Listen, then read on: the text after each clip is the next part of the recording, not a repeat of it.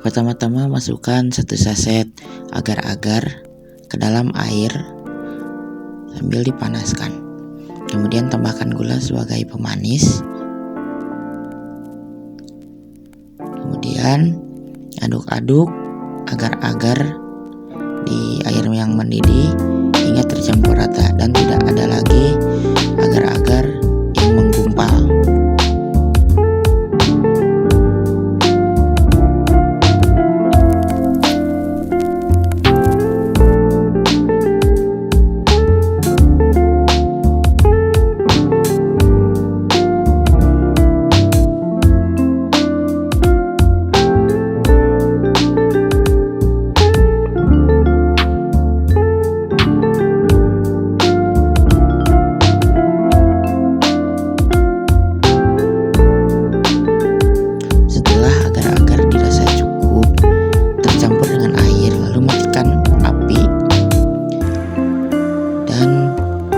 Siap dimasukkan ke dalam wadah.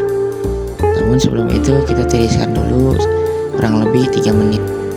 Masukkan larutan agar-agar ke dalam wadah, bisa berupa gelas, mangkok atau cetakan-cetakan yang berbentuk unik.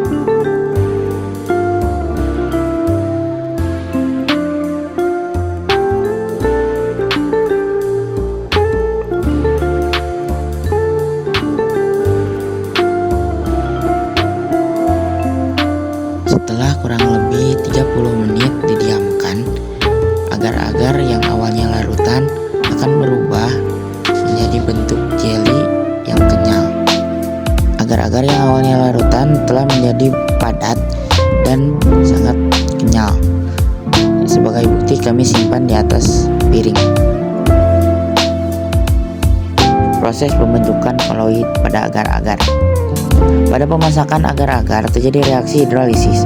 Proses pemanasan dengan suhu yang lebih tinggi dari suhu pembentukan gel akan mengakibatkan polimer keragenan dalam larutan menjadi molekul acak.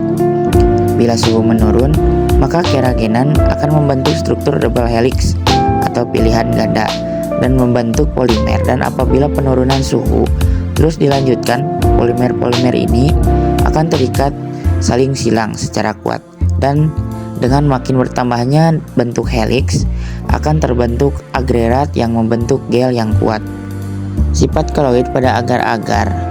Di sini agar-agar mempunyai sifat koloid liofil dalam arti agar-agar yang belum jadi atau dalam fase cair teradsorpsi oleh fase padatnya, sehingga mengakibatkan seolah-olah bentuk agar-agar adalah padat.